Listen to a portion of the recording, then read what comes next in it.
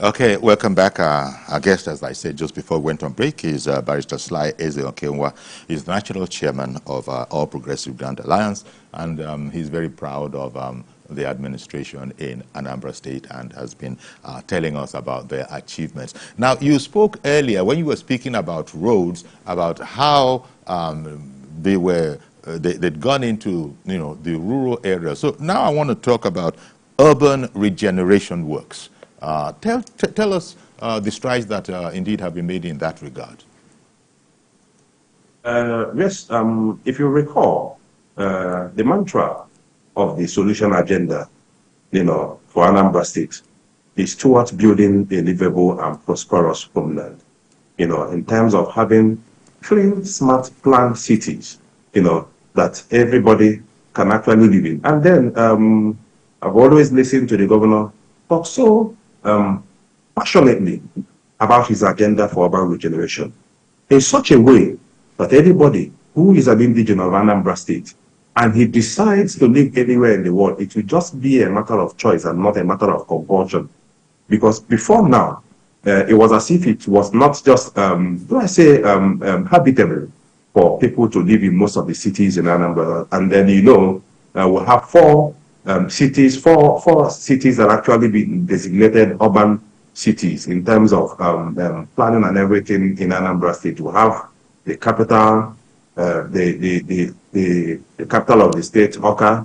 Then you have Onitsha, which incidentally is the commercial map center of Southeast, and I may say the entire Nigeria, in terms of having or being the city that houses the biggest market in West Africa. Oh dear, we appear to have lost sound. Okay, yeah. It's back. Please continue. Yes. And then you talk about Newu, and then you talk about Colombia. Now, when the governor came in, the first thing he did was to set up an urban regeneration council, headed by a very distinguished architect, one architect, Michael Gonkwo, as the head of the urban regeneration council, with the sole agenda of trying as much as possible to look at the entire master plan of these four cities towards regenerating, towards having very clean drainages, trying as much as possible to do much of the roads, having planned layouts, having the trees lined up on the street and everything, and then having iconic designs at various places. I'll give you an example with a very popular roundabout in Onitsha called the Ochanja roundabout. That's where you have the Ochanja market. And before the present administration came in, Ochanja decayed in such a way that it became a mountain of refuse dump. In such a way that the first time I recall, because if you recall, because I was elected the national chairman of APCA, I actually served in the state executive council of the state. And then I followed the governor the first time he came to visit or inspect Ochanja roundabout. You could imagine the mountain of refuse. In fact, for the governor to be able to address the traders, they had to climb because much of these refuse had then solidified and then turned into a very big slab. And then the governor had to climb on top of it to be able to address people. If you go to Ochanja roundabout today, much of that refuse has been cleared, and in its place will now have a water fountain running there, up and running.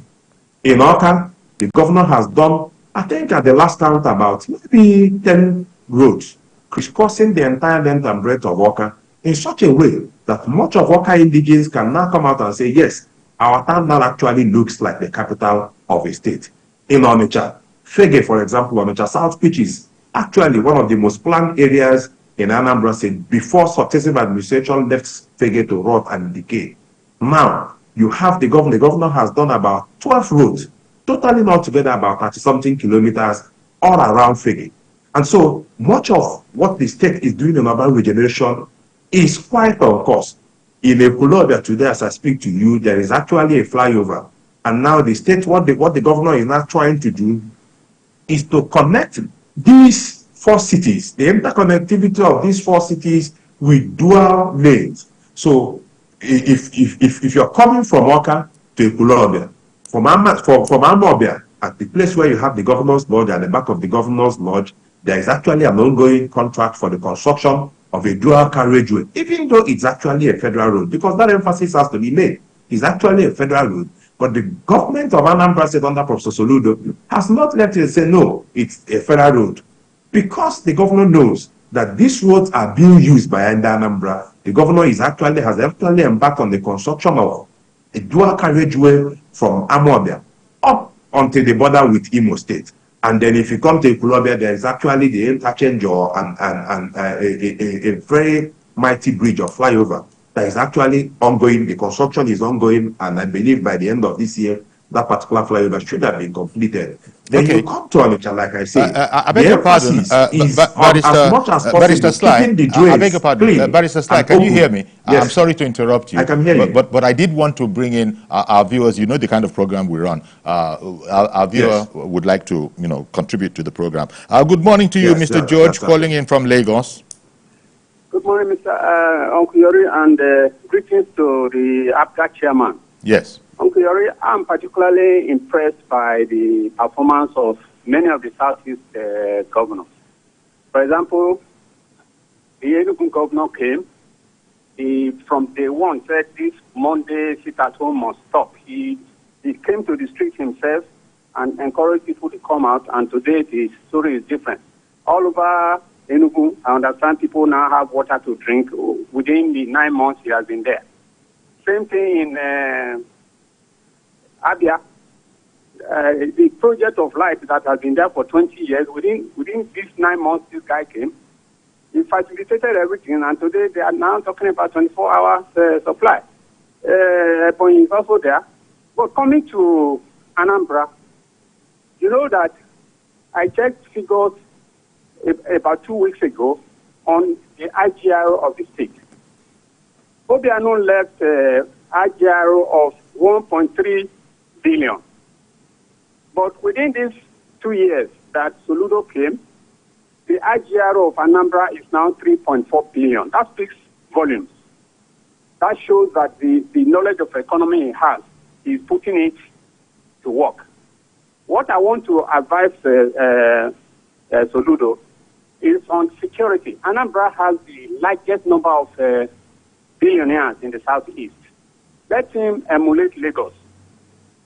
Rather, call all of them together to establish a security trust fund to face those bad boys in the bush. I'm sure they will buy the idea from him instead of taxing them, because the businesses they run are not necessarily in Anambra, so he won't have the opportunity to get the money from them by tax. But he can get it as donations, and he will use it to ensure that there is better security in the state. It's just a suggestion, but I'm impressed by his performance. All right, then. Thank you very much for calling in, Mr. George. I don't know if I can come in. Please, comment. Yes, I thank the person who called in. George calling in from Lagos. Yes, that's actually what we pray for the entire country, so that we'll have states that are actually very competitive. And in terms of Anambra State, and I will tell you, Anambra State has a security trust fund. It's been in place, and then when Professor Soludo came in, he revitalized and rejigged the Anambra Security Trust Fund.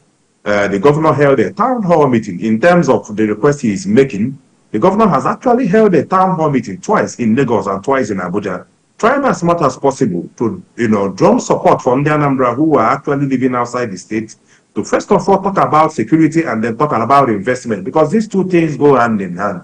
You can't have any profitable investment in an atmosphere of insecurity. And that was what the governor did.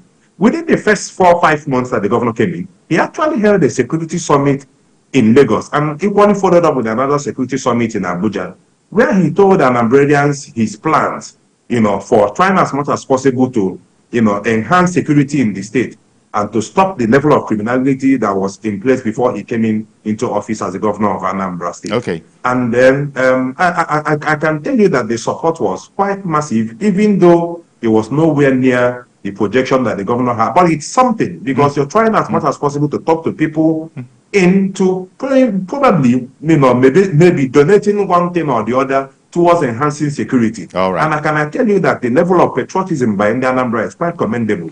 And much like people always do, if you have good leadership in place, leadership that people can actually trust in, leadership that people can actually believe in. It will be a small thing for people to key in their resources or contribute their meager resources into entrenching security. All right. And I think Governor Soludo has been able to rally around much of the stakeholders, much of the entrepreneurs and Anambrarians who are actually entrepreneurs outside the state to come together to rally around and then support the state towards entrenching security. And you can't talk about the success story of the governor in the area of security without, making allusion to the contributions of well-meaning Anambrarians outside the state. So I must commend the contribution of Ndi Anambra in queuing into the security agenda of the governor. All right, let me bring in another viewer who has called in, Barrister Sly. Another viewer has called in. Yes. This time it's Sam calling in from Anambra. Good morning to you, Sam. Good morning. Okay, please go ahead with your comment or question. Yeah, I must commend Mr. Governor, the governor of Anambra State, Professor Soludo, for what he's doing. For me, I live in Anambra, and I'm a witness to the transformation he's doing in Anambra State, especially in the area of road network. At least in my area, the road at no two axis was terrible. But I must tell you that axis has been fixed within a short space of time. I also noted, because I was in Oka on Friday, so driving through some areas, I saw where they were working on piped water. So it was a raised site because we haven't had this for a very long time. And some residents actually confirmed that water supply has been activated in some areas. So we are calling on the governor to do more because he's actually doing well. All right. The only concern is security. People are scared. Like the place I work, there are some areas of, the security issues keep on coming up once in a while. So if you could address security, at least even if we have the better infrastructure and security of lives and property is not guaranteed, it makes a mess of the whole thing. Okay. He's doing well infrastructure-wise, but Thank we should pay more attention to. Thank you very much for calling in. Barrister Sly Ezeokenwa has spoken about security, and as he said, these things are interlinked. But did you want to make a brief comment on that? Because I want to take you to the area. I wanted to take you to another very, very important area. This is one where Professor Soludo is going to be tremendously involved. I'm talking here about social and human capital development. I did want to touch on this. Yes. Social and human capital development. And I'll throw education in there as well. Yes. If you come to the area of social and human capital agenda, like the governor will always say, that part of his quest is to build, a very strong human capital agenda and a social agenda in such a way that is quite profitable at home and then exportable abroad. In terms of the fact that any Anambra child who is born in Anambra, or even not, you don't even need to be an indigenous of Anambra State. Once you are in Anambra, you can actually receive quality education that you can actually compete anywhere in the world. And because the governor understands the importance of education in playing a pivotal role in the lives of people, like the governor will always say, and then quite passionately, he even made the comment again yesterday, that it is education that bridges the gap between the poor and the rich, so that you won't have any difference. It is the leveler. So you can no longer say that you cannot distinguish the children of the rich and the children of the poor, because what actually levels everybody is the quality of our education and the accessibility of the education. So when Governor Soludo came into office, one of the things he did was, first of all, to continue the support to much of the mission schools, because if we recall that the previous administration had handed over some of the mission schools back to the various missions, the Catholic Church, the Anglicans, and the Pentecostal, including the members of the Salvation Army. And then the government had then continued to support them every now and then with infrastructure or critical infrastructural development. But then when Governor Soludo came in, he took it a step further. First of all, apart from continuing the support, the humongous support, I think at the last count, he did build out about 2-point-something billion or 3-point-something billion to continue that critical support and intervention to mission schools in the state.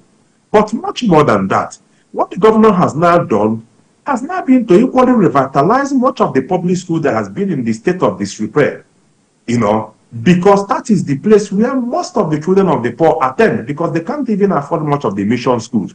So the first thing the governor did was immediately he took over the reins of leadership of Anambra State, the first thing he did was to employ 5,000 teachers. Is unprecedented in the annals of the history of this country. Most governors will wait, because if you employ 5,000 teachers, it means you have increased your wage bill by probably over $1 billion, you know, looking at the current rate of minimum wage. And not just employ 5,000 teachers. The governor equally went ahead to, grant free and accessible education, free quality education from primary school, just for basic education, from primary school up onto JSS 3. And then from SS1 to SS3, he had put a wage cap out as what's it called? A tuition cap at 5,000. And even the 5,000 doesn't even go to government. It is just given to principals of those schools to just continue probably one thing or the other towards maintenance of the seat and all whatnot. So as of today, basic education in Anambra State is completely free. Okay, I got to bring in. I'm sorry, I've got to interrupt again because another viewer, Tochukwu, is watching from Alagbado in Lagos and wants to join the program. Good morning, Tochukwu. Apostle Tochukwu. Hello. Yes, good morning, Tochukwu. Okay. Yeah, thank you very much for this program you are doing. I'm very grateful. It's a wonderful program. In fact, let us be sincere. Governor Soludo is the best governor so far from Anambra State. In Anambra State, he is the best. Because I am from Anambra State, and I have seen all what he has been doing. In fact, I am very, very happy with him. You see, but one thing I want to remind him is, all the jobs he's doing, he should be cross-checking it himself. Because he always goes there at first and see things for himself before giving signing the contract. Like the one in Benato, there's an erosion that happened in Benato and Nnewi South local government. He went there himself, saw it. He is the first governor that has been there and signed it and put it to work. In fact, he is so wonderful. In the whole road he has been doing, is an excellent road. I'm not living in Anambra, but I always travel to Anambra. So that particular erosion, he started it and he did it. He even promised to do it to the river. Then he signed it to the river so that the erosion, the water will enter the river. Okay. So the people that are doing it now stopped at the central school.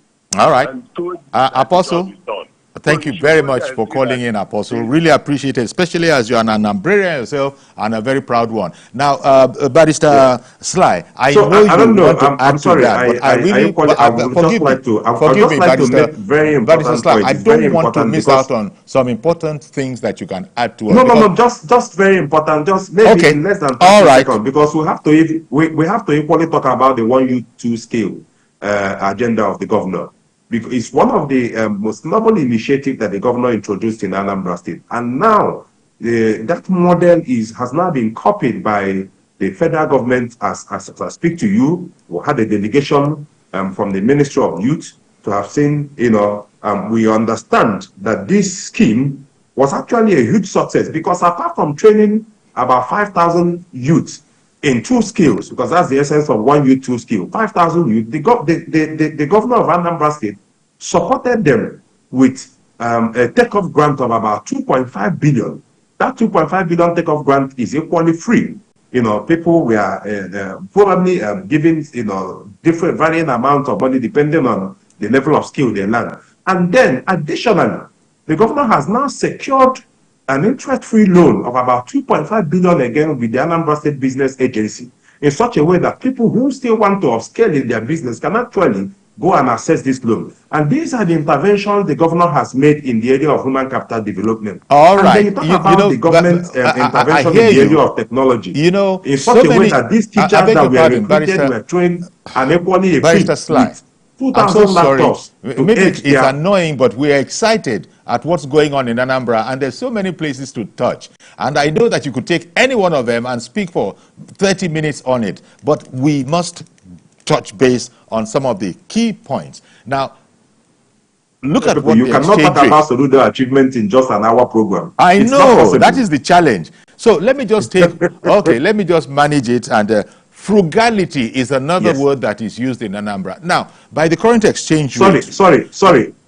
Sorry, I didn't hear you. You said frugality. I say frugality is another very important point that's great. In Anambra State. That's great. And with the current exchange rate, people have worked it out and said that what is available to Anambra now to do all of the wonderful things you're talking about is in the region of $273 million. They've sort of put it into that format. And this is easily, according to those who are watching these things, that Soludo has had the least in the past 18 years with which to work. Yes. Now, this $273 million, you begin to imagine. You see, when you put the figure in Naira, it seems like a lot, and it is substantial. But the point is made that Soludo is working with the least amount considering the past 18 years of governance in Anambra State. Absolutely. So combine this, if you will, with the frugality that I wanted to talk about. How has that magic been? Because frugality must mean about nothing slipping between the cracks, you know, not being wasteful, not being ostentatious. I think I heard the other day that Governor Soludo said he hasn't taken a kobo in salary in the past 2 years. Yeah, exactly. Yeah, exactly. So and that's the first. Please, and that's the first point I was going to make. Okay. First of all, even when you come in terms of the conversion that you just made, about $207-something million, I think probably you are making allusion to the 2024 budget. Yes. That is actually projected. That's actually projected revenue. That's not actual revenue. Okay. Because these are two different things. Okay. So if you talk about, if you look at the 2024 budget, in terms of the projections that the state has, you know, what the state is expecting to get from FAC, what the state is expecting to get from probably internally generated revenue and other sources. That's the projection. But you found out that most times, what you project, you don't even get up to 60% of that. But in spite of that, the government of Anambra State under Professor Soludo is not giving excuses. Like you said, it is built entirely and solely on prudent management of resources. And I'll just give you one instance. When the governor came in, the cost of facility management in Anambra State was $137 million.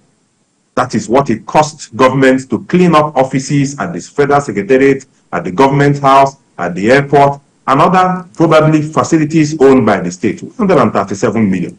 When Governor Soludo came in, the first thing the governor did was to scale down this massive, let me not call it waste, but you can still not end up without calling it waste, because it's still something that has been projected into a profitable venture.